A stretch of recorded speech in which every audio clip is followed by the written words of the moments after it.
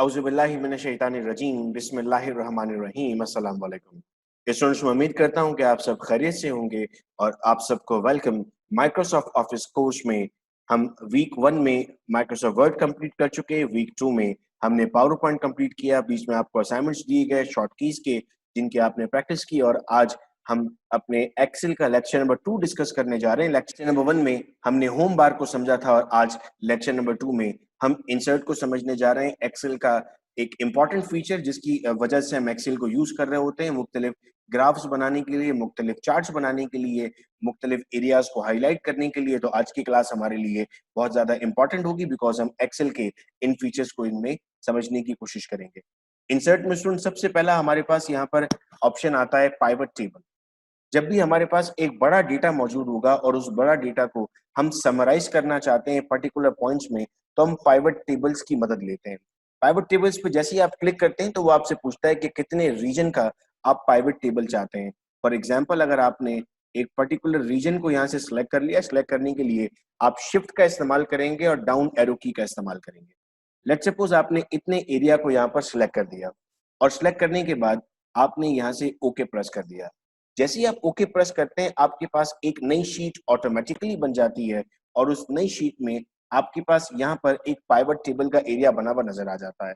अब अगर स्क्रीन के इस तरफ हम देखते हैं तो आपसे 3 बातें पूछी जा रही हैं। आप किसका पाइवट टेबल चाहते हैं?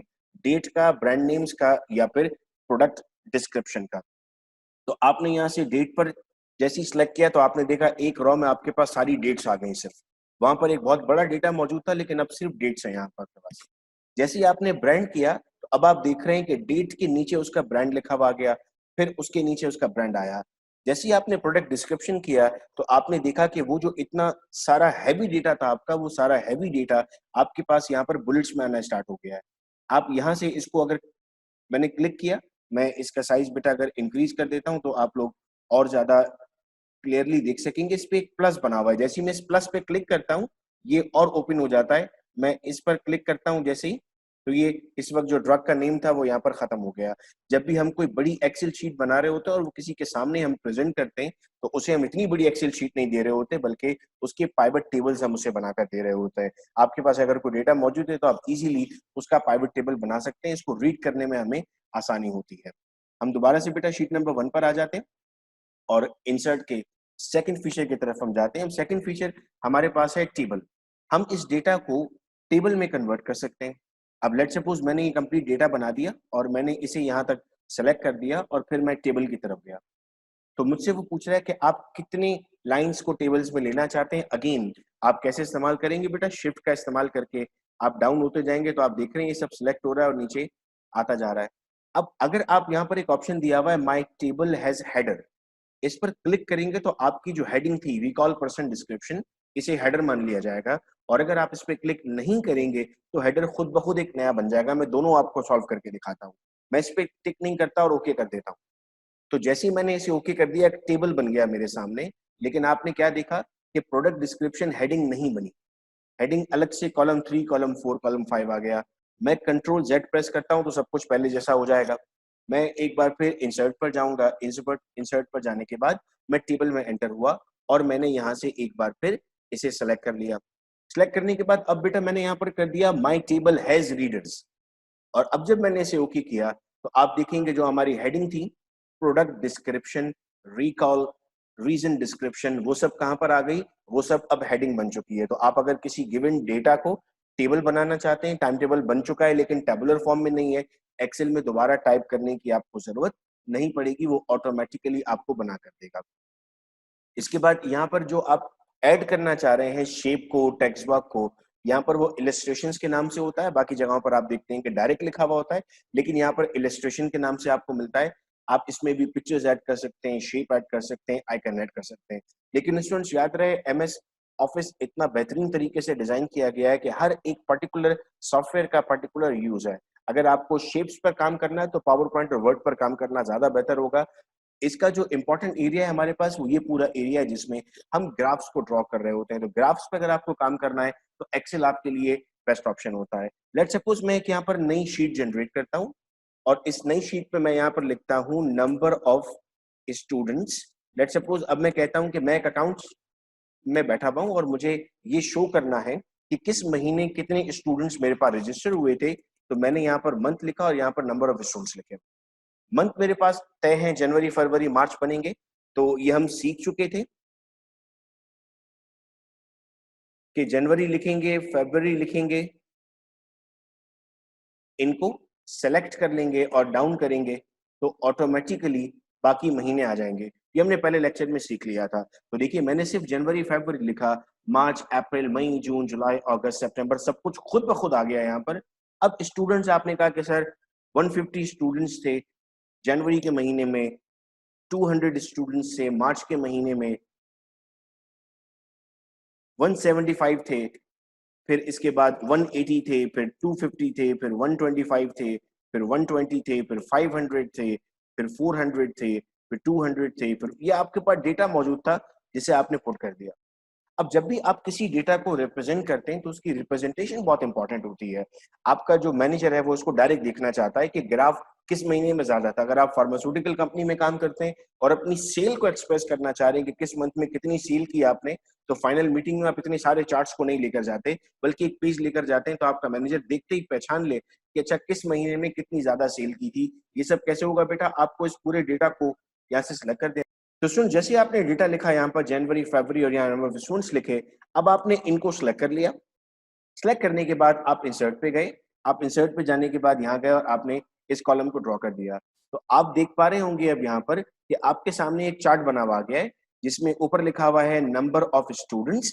यहाँ आपके पास मंथ्स लिखे हुए हैं, जनवरी फरवरी मार्च अप्रैल मई जून जुलाई से लेकर दिसंबर तक, और यहाँ इन स्टूडेंट्स के नंबर आ रहे हैं। आपके पास एक खूबसूरत सा चार्ट बन गया जिसके जरिए फौरन से आपका मैनेजर देखकर पहचान लेगा, आपके स्कूल का ऑनर देखकर पहचान लेगा कि अगस्त के महीने में सबसे ज्यादा स्टूडेंट्स आए थे। स्टूडेंट्स अब आप यहाँ देख रहे हैं कि ऊपर डिफरेंट लेआउट्स भी आ रहे हैं। मैं इसे इस तरह भी ड्रॉ कर सकता हूँ कि ये पूरा एक ग्राफ की तरह नजर आ रहा हो। मैं यूं भी कर सकता हूँ कि यहाँ पर मंथ्स आ रहे हैं और ऊपर स्टूडेंट्स की तादाद भी आ रही हो तो पढ़ना ज्यादा आसान होगा। मैं एक्सेल में की मदद से इसको बहुत आसानी से ड्रॉ कर सकता हूँ। कंट्रोल जेड से मैं वापस आता हूँ, मैं इंसर्ट पर जाता हूँ, मैं इसी डेटा से बहुत कुछ जनरेट कर सकता हूँ। मैं इस डेटा से एक पाई चार्ट जनरेट कर सकता हूँ। आप देख रहे हैं पाई चार्ट आपके पास कितना खूबसूरत सा यहाँ आ गया, जिसमें कलर्स की मदद से आपको बताने की कोशिश की जा रही है कि कितने स्टूडेंट्स मौजूद हैं। अगर मैं यहाँ देखता हूँ तो सबसे ज्यादा स्टूडेंट्स मुझे इस ब्राउन कलर में नजर आ रहे हैं और ये ब्राउन कलर नीचे अगस्त के लिए दिया हुआ है। आप चाहें तो इसमें भी मुख्तलिफ टाइप्स ले सकते हैं, इस तरह भी इसको ड्रॉ कर सकते हैं, आप इस तरह भी इसको ड्रॉ कर सकते हैं कि परसेंटेजेस भी आपको साथ साथ लिखी भी आ जाए कि अगर पूरे साल में हम देखें तो 17%, 9%, 4%, 5%, मैक्सिमम 19% हमें अगस्त के मंथ में मिला था। हम मुख्तलिफ तरीके के यहाँ पर इन चार्ट्स को ड्रॉ करते हुए इजी होकर हम अपने एरिया को एक्सप्लेन कर रहे होते हैं। मैं अगेन यहाँ से कंट्रोल जी करके बैक होता जा रहा हूँ ताकि उसी डेटा पर मैं आपको और बातें भी एक्सप्लेन कर सकूं। मैं ये तमाम चार्ट्स बेटा बना सकता हूँ। आपने ऐसा चार्ट ड्रॉ कर दिया जिसमें पीक आप बताने की बात कर रहे हैं कि सर पीक कहाँ आ रही है, पीक अगस्त में आ रही है। अब ये डिपेंड करता है आपके डेटा पर कि आपके पास कैसा डेटा मौजूद होगा। उस डेटा की मदद से आप इनमें से कौन सा चार्ट, आप स्कैटर प्लॉट बना सकते हैं, इसमें डॉट्स लगे हुए कि किस मंथ में आपके पास मौजूद है। जैसे अब आपने यहाँ पर लिख दिया, अब मंथ्स नहीं आ रहा है, आपने यहाँ पर स्कैटर प्लॉट्स में डॉट्स लगा दिए हैं। आप जो चाहेंगे यहाँ से उस डेटा को, अब आपकी डेटा के मुताबिक ये होगा। जब आप अपना कोई असाइनमेंट बना रहे होंगे उस वक्त आपको ये फैसला करना होता है कि टीचर आपसे किस फॉर्मेट में आपका डेटा मांग रहा है। आप कोई टैबलेट्स की डिसइंटीग्रेशन पर, हार्डनेस पर काम कर रहे हैं। स्टूडेंट्स थीसिस में भी जो ग्राफ्स ऐड किए जा रहे होते हैं वो सब इसी तरह ऐड किए जा रहे होते हैं। तो एक्सेल की आपके पास जो इम्प्लीमेंटेशन है वो बहुत आगे तक हो रही है, बहुत इजी आपके लिए हो जाता है अगर आप एक्सेल को अच्छे से समझ लेते हैं। ये पूरा सेक्शन आपके लिए बहुत ज्यादा इंपॉर्टेंट होता है आपको ग्राफ्स बनाने के लिए। इसकी प्रैक्टिस आपने करनी है। एक्सेल में आपको बेशुमार सवालात आ रहे होंगे। मैं लेक्चर्स के बाद आपको एक फॉर्म दिया करूंगा जिसमें क्वेश्चंस आप मुझसे पूछेंगे, बिकॉज आप व्हाट्सएप पे सवाल पूछ रहे होते हैं। कभी कभार मैं ठीक तरीके से जवाब नहीं दे पाता और एक्सेल जैसी सॉफ्टवेयर को यूज करने के लिए मैं आपको वर्ड्स में या वॉइस में जवाब नहीं दे सकता। मुझे आपको एक करके दिखाना पड़ेगा। तो आप अपनी क्वेरीज जैसे हम एक्सेल कंप्लीट कर लेंगे, अभी आपने जो कॉपीज बनाई हुई है उस पर सवाल नोट करते रहे। जैसे एक्सेल के हमारे ये ऊपर की टूल बार्स कंप्लीट होंगी, एक सेशन हम रख देंगे उसमें, इस सेशन में हम इसको डिस्कस कर लेंगे। हम हो सकता है एक लाइव जूम सेशन रख लें, उस जूम सेशन में हम उन सवालों को डिस्कस कर लेंगे। बिकॉज जूम में मैं आपकी स्क्रीन भी देख सकता हूं, तो आप लाइव मुझे अपनी स्क्रीन दिखाकर भी अपना मसला हल कर सकते हैं। अगर आप जूम सेशंस में इंटरेस्ट रख रहे हैं तो वो भी मुझे या तो कमेंट बॉक्स में बता दें या फिर मुझे मैसेज करके बता दें, ताकि मैं आप लोगों के लिए एक्सेल के लिए एटलीस्ट ज़ूम सेशन भी अरेंज कर दूँ, तो हमारे लिए वहाँ से आसानी हो जाएगी। ये बेटा लिंक का ऑप्शन भी अगेन हमारे पास मौजूद था, जैसे हमारे पास वहाँ मौजूद था, हम उससे भी लिंक यहाँ पर ऐड कर सकते हैं। जैसे हम बाकी जगहों पे किसी भी वेबसाइट का लिंक लेते हैं, हम इसमें भी बेटा कमेंट कर सकते हैं। जैसे हम जर्नल कमेंट कर रहे होते हैं, हम टेक्स्ट ऐड कर सकते हैं, हम मुख्तलिफ सिंबल्स ऐड कर सकते हैं। सिंबल्स में हमारे पास इक्वेशंस भी आ सकती हैं, एक्सेल में भी इक्वेशंस लिखी जा सकती हैं। एक्सेल में भी आप इक्वेशंस लिख सकते हैं और सिंबल्स को ऐड कर सकते हैं। एक इंटरेस्टिंग फीचर है यहाँ पर बेटा, आप देख रहे हैं my adds on. My adds on में मैंने विकिपीडिया को ऐड किया हुआ है। मैं यहाँ पर आता हूँ बेटा शीट नंबर 1 पर, और मैं एक टर्म यहाँ पर लिखता हूँ टेरो फार्मास्यूटिकल्स। मैं यहाँ माय एड्स पर जाता हूँ और इसे सर्च करने की कोशिश करता हूँ विकिपीडिया पर, तो आप अब देख सकते हैं कि ये उसको सर्च कर रहा है। इंटरनेट कनेक्टिविटी मौजूद रहेगी आपके पास, तो आप इस फीचर को यूज कर सकते हैं। यानी कोई वर्ड अगर मुझे समझ में नहीं आ रहा तो मुझे अलग से गूगल पर जाने की जरूरत नहीं पड़ेगी। यहीं पर मैं इंटीग्रेट कर सकता हूँ विकिपीडिया को, और विकिपीडिया मुझे इस फार्मास्यूटिकल से रिलेटेड जो भी बातें होंगी वो सर्च करके बताएगा। लेट्स सपोज मैं चाहता हूँ कि मेरे पास और कोई इसके अलावा फीचर मैं ऐड करना चाहूँ, तो मैं यहाँ से सी ऑल पर चला जाता हूँ। जब मैं यहाँ सी ऑल पर जाऊंगा तो आप देख रहे हैं कि माई एड्स इन पे आपके पास विकिपीडिया लिखा हुआ है, बिकॉज मैंने विकिपीडिया को इंटीग्रेट किया हुआ है। यहाँ पर आप स्टोर में जाकर मुख्तलिफ एप्स को इंटीग्रेट कर सकते हैं। यहाँ आपके पास कैटेगरीज मौजूद है। आप जैसे मेरे पास यहाँ पर डेटा एनालिटिक्स की अगर मैं बात कर रहा हूँ, मैं डेटा साइंटिस्ट हूँ, मुझे डेटा एनालाइज करना है, तो मुझे क्या क्या आना चाहिए? मुझे स्टॉक कनेक्टर्स पता होने चाहिए, मुझे माइक्रोसॉफ्ट विजियो डेटा एनालाइजर पता होना चाहिए, मुझे वेब वीडियो पता होना चाहिए। मैं कोई प्रोजेक्ट मैनेजमेंट करता हूँ तो उस वक्त मुझे क्या क्या चीजें पता होनी चाहिए? मुझे जीरा क्लाउड के बारे में पता होना चाहिए। मैं इनको साथ साथ ऐड करता जा रहा हूँ। ये कंटिन्यू कर दूंगा तो मेरे पास ये ऐड होते जा रहे हैं, और जब जब मुझे इनकी जरूरत पड़ेगी एक्सेल डायरेक्टली इनके साथ कोलैबोरेट करके मुझे मेरे आंसर्स दे रहा होगा। अब जब मैं यहाँ पर होम पर जाऊं, इंसर्ट पर जाऊंगा, और अब मैं माय एड्स इन देखूंगा, तो उसमें मेरे पास जो है वो और भी जितने भी, मैं ये देखें अब ऐड हो गया, atlassian.com यहाँ पर ऐड हो गया। जितने भी मैं चाहूंगा यहाँ से इसको अपने पास इजीली ऐड कर सकता हूँ। तो ये भी बहुत इंपॉर्टेंट फीचर होता है उन लोगों के लिए जो एडवांस फॉर्म में एक्सेल को इस्तेमाल कर रहे होते हैं। स्टूडेंट्स, उम्मीद करता हूँ कि इंसर्ट पैनल हमें समझ में आया। इंशाल्लाह नेक्स्ट क्लास में हम पेज लेआउट डिस्कस करेंगे, और पेज लेआउट बहुत इंपॉर्टेंट होगा, बिकॉज एक्सेल में बहुत सारे स्टूडेंट्स को प्रिंट करते हैं जब तो उसकी एडिटिंग खराब हो जाती है। इंशाल्लाह नेक्स्ट वीडियो लेक्चर में हम इसकी प्रिंटिंग सीख रहे होंगे। बहुत शुक्रिया इस वीडियो लेक्चर को सुनने का। जो रजिस्टर्ड पार्टिसिपेंट्स हैं वो अपने अटेंडेंस मार्क कर लें, बिकॉज ये वो स्टूडेंट्स हैं जो तकरीबन अराउंड 23 डेज से क्लासेस ले रहे हैं। जैसे ही एक्सेल कंप्लीट होगा, हमारा एक टेस्ट होगा, टेस्ट के बाद आपको एक सर्टिफिकेट दिया जाएगा जो इस बात का सबूत होगा कि 1 महीने आपने तमाम क्लासेस अटेंड किए और 90% आपकी अटेंडेंस थी।